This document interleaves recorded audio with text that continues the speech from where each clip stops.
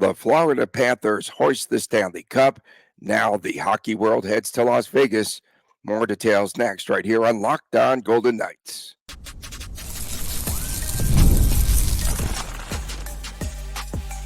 You're Locked On Golden Knights, your daily podcast on the Vegas Golden Knights, part of the Locked On Podcast Network, your team every day. I couldn't tell what kind of accent that was. Like, the way you said Florida, I don't know if that was like your New York accent or a Boston accent. How did it come out? I know you made this. You had a W in there. There was definitely a W in there. The Florida Panthers? Florida. I did say Florida. Florida Panthers. The jersey comes out once in a while. Maybe. Tony Cardasco, Chris Golick from Las Vegas. Thanks for making us your first listen every day. Find us wherever you get your podcast. And please subscribe to our Locked On Golden Knights YouTube channel. We are brought to you today by FanDuel. Go to FanDuel.com/lockedon. Yeah, this cold isn't helping any, too, Chris. You know that. So now we see why it is so difficult to come back down 3-0 in the Cup Series. Near impossible. A second period goal by Sam Reinhart was the difference, gave the Panthers a lead for good in a 2-1 Game 7 win as they capture their first ever Stanley Cup in South Florida. For the Panthers, the final 2 to 3 minutes of this game, even with Skinner out of the net, Edmonton was just absolutely sucking wind. They had nothing left in the tank. Connor McDavid wins the Conn Smythe, doesn't go out to accept it. And he played 20. I just think he was gassed. I know he's a competitor. He wanted to win. And 25 shifts, 25 minutes, and 42 seconds. He tried to will his team back in this series and in game number 7. And he tried to will them back from that 1-goal deficit. Sergei Bobrovsky played very well in the end. Congratulations to the Panthers for coming back and for winning the Cup. It was game number 1400 in this NHL season, and the finale was a doozy. I'm still waiting to find out what the conversation was with the media and McDavid concerning the Conn Smythe, because ESPN, an awesome broadcast. It was don't get me started. Yeah, no, I'll just start by now and saying ESPN sucked, and good job getting Barkov lifting the cup. And what, the Tuesday? Yeah, definitely. No, but the question I do have is, McDavid was being asked about the Conn Smythe. You heard the Conn Smythe. You heard the word Conn Smythe, and then ESPN cuts back to the panel, and you see the panel. You see Levy and Messier and PK. They were standing. It showed their backs, right, from upstairs, looking down on the ice. Well, they were waiting. I think they wanted to hear what McDavid was going to say. I mean, was McDavid even told he won the Conn Smythe? Was he given the option to go out there? The way the crowd was booing, I think it's a distraction if he goes out there anyway. That was so bad. Don't boo. Oh, I agree, but there's not a fan base that's not going to boo in that circumstance. There's not a fan base that's not going to boo. Bobrovsky gives up 100 goals there earlier in this series, right. Please. This was. But what I'm saying is, if last year, if Barkov would have won the Conn Smythe, T-Mobile would have lit him up the whole time, because that's just what happens. You got to be better. You just got to be better. Oh, I agree. But back to the game. I mean, listen, it's Edmonton had pockets. I think Florida was the better team for more of the game. That second goal Florida got, not a great goal, not a bad goal. Definitely one Skinner obviously is going to want back, but that's not why they lost the game. Bobrovsky won the game for the Panthers. A number of high danger chances that were saved. The Florida Panthers defense got down and just did such a good job. There was 2 or 3 goals that were sure goals that got blocked or disrupted as someone had basically an empty net. And Stanley Cup Final for the ages, like it says there in the headline. I think it definitely checked a lot of boxes. It absolutely sucked for 3 games. And for the last 4 games, including all the way to the final second of Game 7, it was awesome. I guess I wish I could have seen a couple more shots on goal down the stretch, but so be it. It was a lot of fun. The NHL got what they needed, I think, out of this series. They got to showcase McDavid. They got a Game 7. They got drama. It's unfortunate ESPN was the one, showing the world the game, but that's behind us now. And thankfully for an entire year, it's going to be behind us as well. So, yeah, I guess we closed the book on the season, but the activity, I think, is just kind of starting right now. I hate it when the director tries to get too cute. And some of those angles last night on ESPN were absolutely horrendous. See, I like the overhead shots. I like the roving camera. I thought that was cool. It's just awful. On the power play, you're sitting like in the mezzanine, basically. You weren't on top of the ice. It was awful. Fox used to do this a lot. We're going way back, obviously. They're one of the first networks, I believe, that actually would switch to a north-south camera when a team was on the power play. I thought that was awesome. I love stuff like that. Sure, they can simplify it a little bit, but I'm okay with the angles. I liked it. But I'm also, if you watch the game a lot, it's not disruptive. If you're a casual fan, you don't watch it a lot, I can see it also can be a little disruptive too. As far as Mark Stone was concerned a season ago, what did he say? It holds 6 beers in the cup. Is that how many it was? That was like 12 or 18 or 20 or something. It was more than that. Oh, it's more than that. We're gonna have to do some research because that's gonna be. If it's tall boys or like little foo-foo 12-ounce beers, I guess. I think they're 12-ounce beers. 18 IPAs or 16 Bud Lights. Can I say Bud Light? Don't get mad if I said Bud Light. Don't be that. Please don't do that. Okay. In the third period, Edmonton held Florida without a shot on net for 9 minutes. They tilted the ice. They did what they had to do. They just could not complete the task. Yeah, I mean, I hate the cliche, they wanted it more and stuff like that, but Florida did. I think they willed themselves to victory. They checked a lot of the boxes that needed to be checked to win a Game 7 Stanley Cup clinching game. And I'm not going to say thank goodness. I was rooting for Edmonton and McDavid. That was clear. But we got some gems, obviously, from Paul Maurice in his post-game quotes and stuff like that. And a lot of fun to watch Maurice just become a national treasure, I guess, in front of our very eyes. And it's a tough trophy to win. Paul Maurice will be the first to tell you, I guess, right? Yeah, for sure. The Panthers, a team that is far better than last season, 9 new players. Oposo and Tarasenko were the key additions at the trade deadline. If you're going to be successful in the NHL, you have to have those rentals late in the season. It's a must. It's an absolute must. God, yeah. Vegas obviously has done that, I think, every year in their existence. Maybe the only year that didn't happen. They did sign Mantha to help them out in the playoffs. Well, they also got that Noah Hannafin dude. He's pretty good. And I think expectations were a little higher, obviously, for Tomas Hertl. But VGK every year, they have no problem selling out if they think there's a chance. Obviously, season 5 was a little different because of the injuries, weird cap situation, and trying to trade what's his name to I always forget his name, to Anaheim, and that didn't work out, and he came back. And Dadonov. I always forget Dadonov's name. Why do I forget Dadonov's name? I should put his jersey behind me back there and take mine down. Okay. How far do you feel VGK was from cup contention this past season? Miles. A lot of miles. Same here. A lot of miles. Here. I mean, they were good. They took the Dallas Stars, who were a or the cup favorite, depending on seed. They were the number 8 seed. We're not going to argue that, obviously. And they were a different kind of hybrid, strange 8 seed, to be fair. And they took the number 1 seed all the way until the final seconds of Game 7 of the first round. And that number 1 seed, of course, we're referencing as the Dallas Stars, who were one of the cup favorites as well. So, yes, Vegas was an 8 seed, but they were not the typical 8 seed. They were a good playoff team that I don't know if they were necessarily. I don't think they were getting better. I know everyone wants to play the chemistry narrative, and if they just could have had a little bit longer, it would have gotten better. I buy a little bit of that. I don't buy a lot of that. And to answer your question, how far away were they? I mean, so let's look at the 2 teams in the Stanley Cup. The Edmonton Oilers, a rush team, good defense and solid goaltending, but more about the rush, quick strike, and some individual efforts. Of course, Connor McDavid and the Conn Smythe, and Leon Draisaitl on probably 2 bad wheels. I can't wait to find out what his injury is. He has to have a broken leg. I'm not even joking. He probably has a broken leg the way he was skating out there.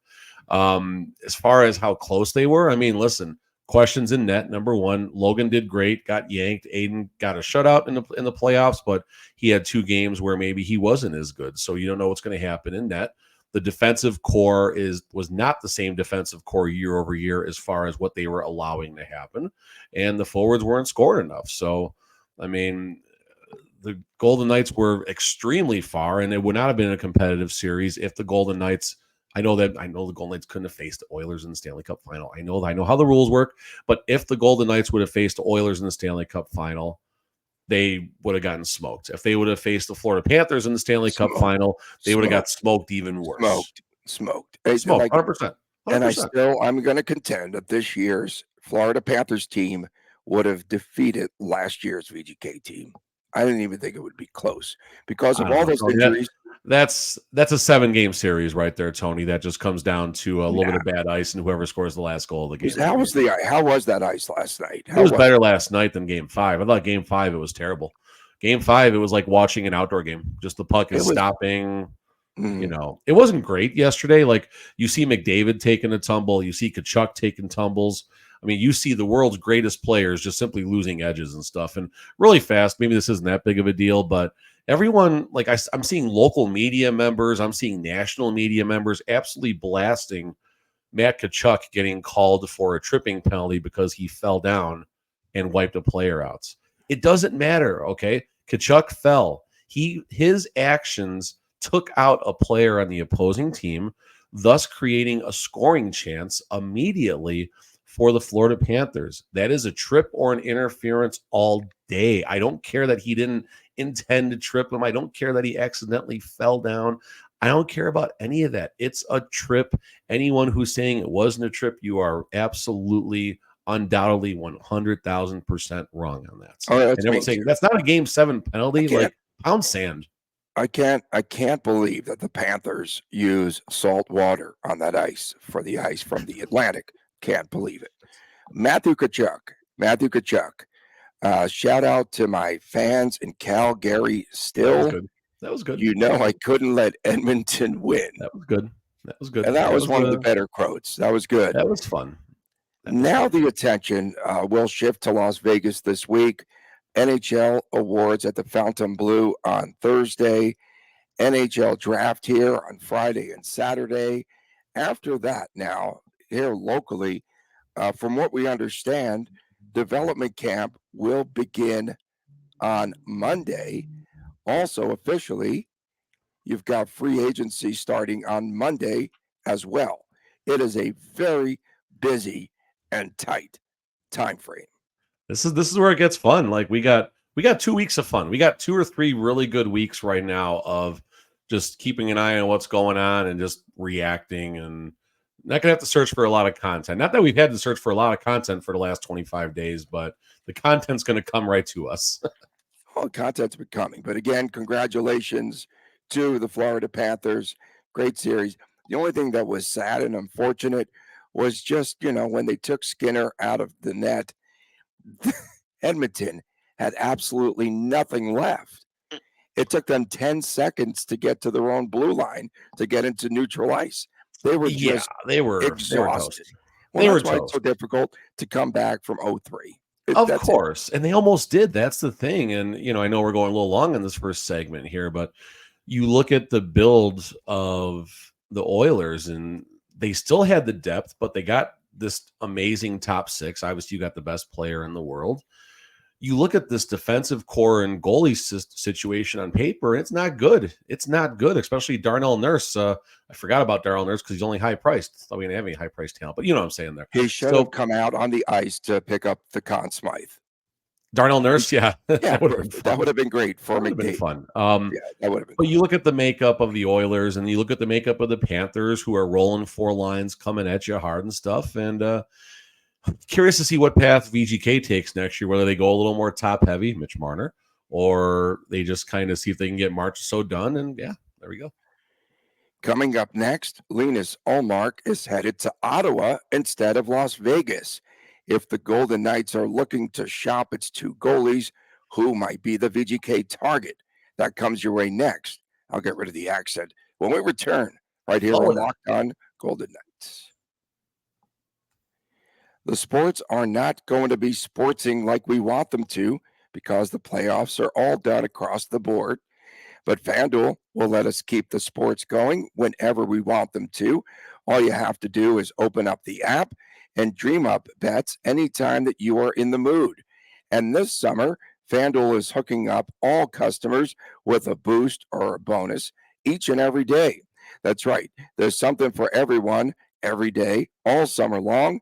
So head over to FanDuel.com/lockdown and start making the most of your summer. FanDuel, the official sports betting partner of Major League Baseball. Back on this edition of Locked On Golden Knights, Tony Cardasco, Chris Golick from Las Vegas. Fridays are WTF, not Tuesdays. And on Saturdays, the Chris and Chris Jr. shows, sometimes the YouTube exclusive. So, Chris, we know, according to the national reports, that the Golden Knights were indeed involved in trade conversations with the Boston Bruins about a deal to bring Linus Ullmark to Las Vegas, west to Las Vegas.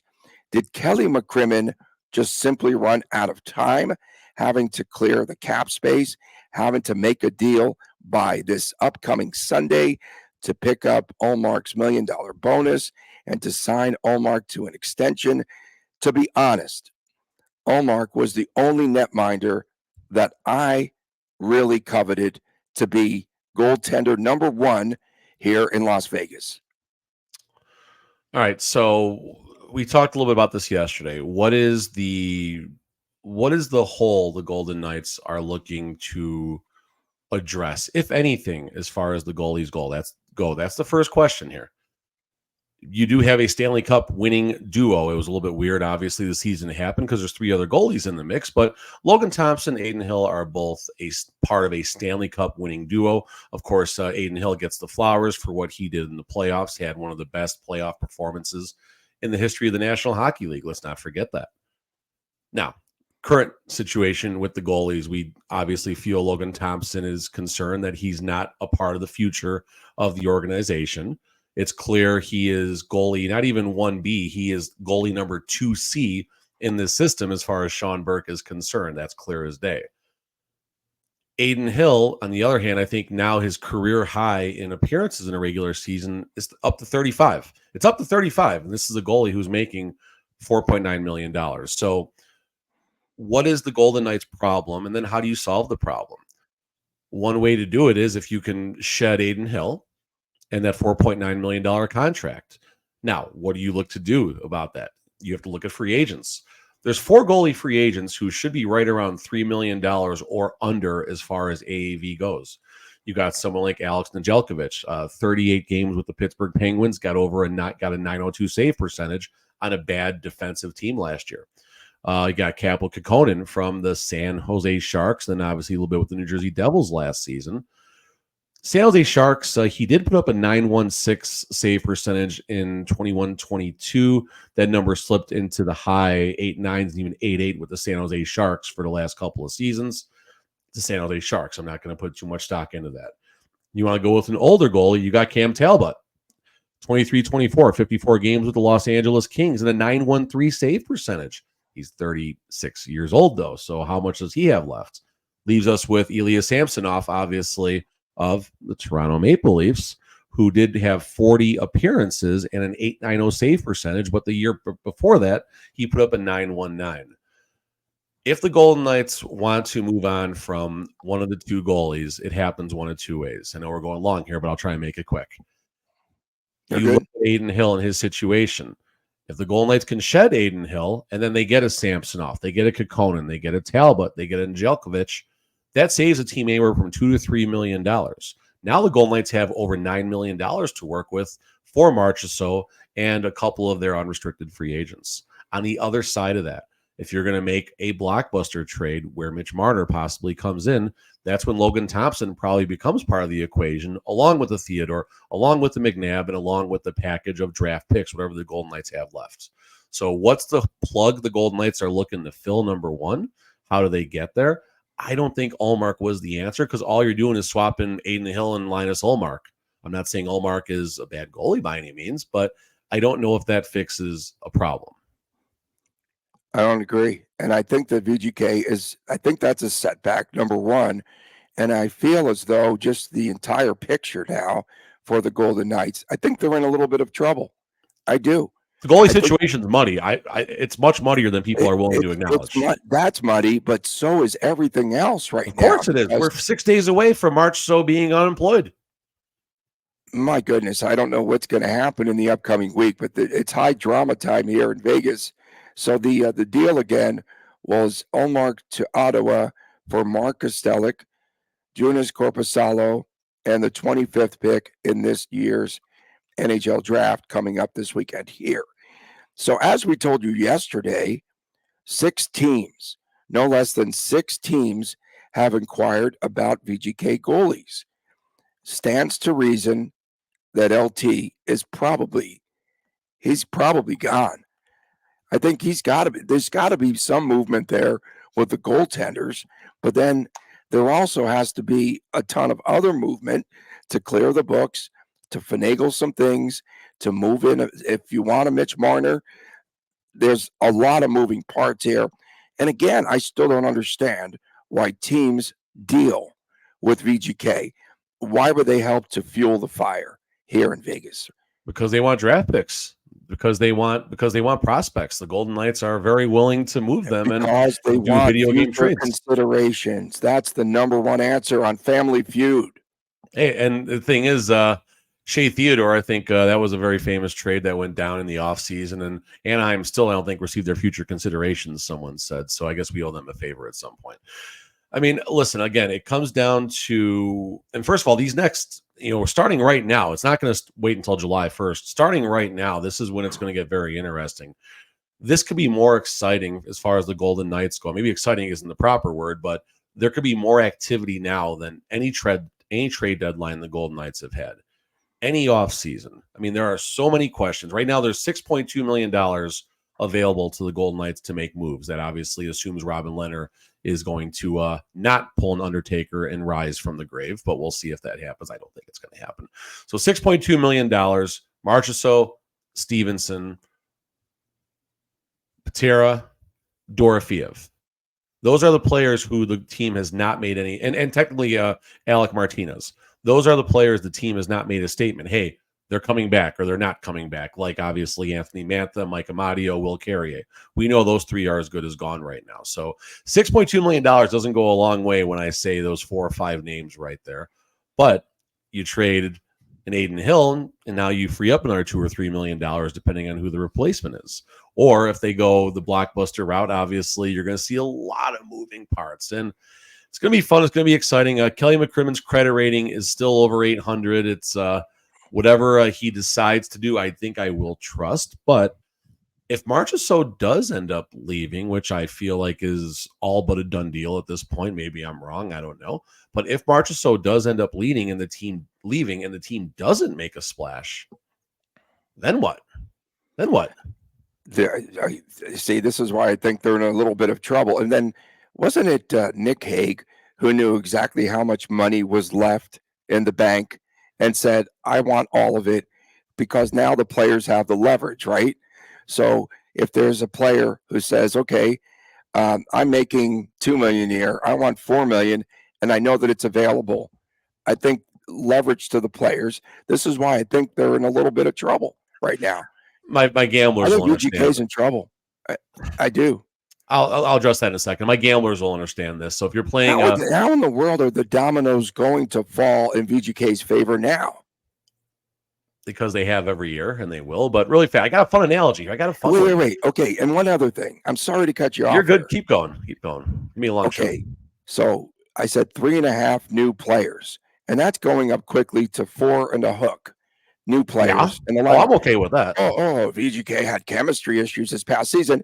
Integrate 4 new players into five new players into the stinking lineup. What kind of chemistry problems will they have in the future? It'll be fun to see a year-over-year comparison of the starting lineup this past season against Seattle and whoever their first game they played. It'll be Seattle again, and maybe Utah. The Washington Generals might be coming in. Cleveland Barons, Colorado Rockies. There we go. All right, so how will the dominoes fall VGK's way? It's actually a really good segment, but I mean, maybe segment 1 tomorrow. How will the dominoes? What needs to happen for the dominoes to fall the Golden Knights' way? Coming up next, Parking lot.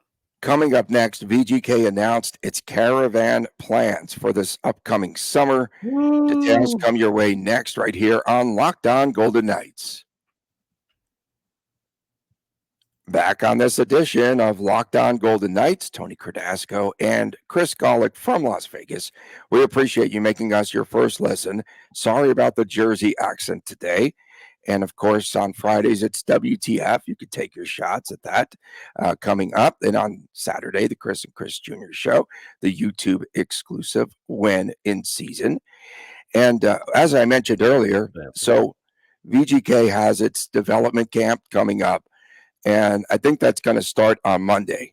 So it is a very hectic and extremely, extremely busy time for the VGK. So, of course, VGK has to mention something. They got to get something out there in the news, right? Into the news cycle. So yesterday, the big news, VGK announcing its annual its road trip. And this summer, from August 1st through the 8th, the caravan is headed to Jackson, Wyoming, then Billings, Montana, then Coeur d'Alene, Idaho, then Boise, and Reno. Hopefully, there's an announcement of the ECHL affiliate prior to August the 8th. I want to know what's going to be sooner, the announcement of the ECHL Night Monsters or the Tucson Roadrunners relocating to Reno.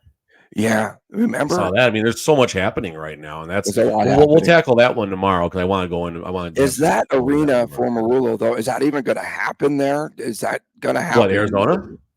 Is the new arena there at the Grand Sierra in Reno? Is that still going to happen? I don't know. It's the way Marulo runs with arenas, probably not. I mean, listen, all goofiness is. I'm number one. I'm surprised they didn't bring the caravan down to Arizona, and I don't mean this to crap on Arizona fans, but Arizona is now the VGK television markets. Yeah, so I'm surprised they didn't go down there on some type of goodwill thing to open. I don't know. I know it's a very liquid, sensitive situation. It's not their TV market. It's their app market.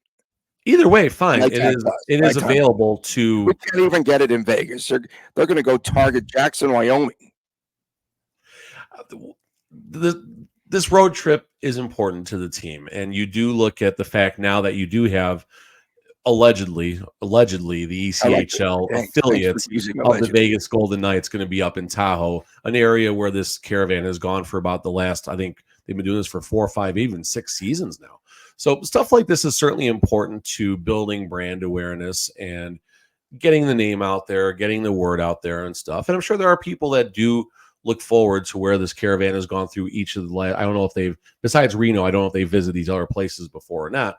But it is important to the team. It's important to people in those areas that do enjoy this. So we'll see what the end game is here. I mean, maybe sometime there'll be some type of hockey exposure in Jackson, Wyoming, or Billings, or Coeur d'Alene. I hope I said that right. Or Boise. You did. Coeur d'Alene's right. We'll see how that plays out. But it's good to see, and it is important to the team and just building brand awareness.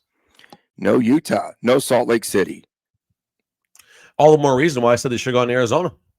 Yeah, but they'd have to go south and then north, and I don't think that they had that capacity. But is Phoenix down there or up there?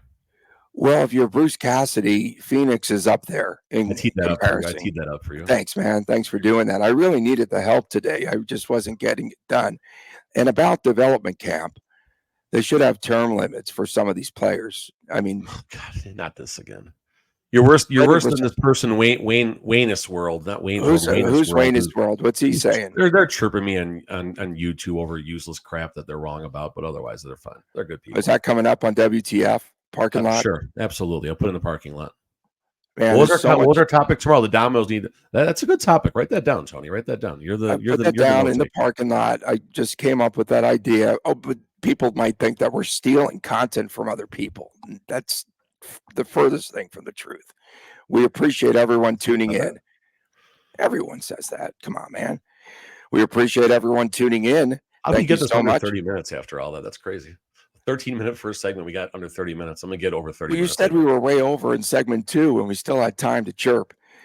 We appreciate the everydayers. Thanks for keeping us going here each and every day. Make sure it's about to get fun. subscribe. It's about to get really fun. All goofiness aside, it's about to get really fun. What for the goofiness? next week or so. You're running out of gas like the Edmonton Oilers. Our right entire now, bro. show? I don't know. Of course, WTF is Friday. Shut up, Tony! For the dominoes correctly to fall, they need to trade that guy. Truly. Where's my kid going to go? Of course, not your kid, the other guy. For Chris Golick, I'm Tony Cardasco from Las Vegas. We appreciate you tuning in. I'll get rid of the Jersey accent. This is the goofiness I was talking about, by the way. Thanks for tuning in. Locked On Golden Knights, and please take care.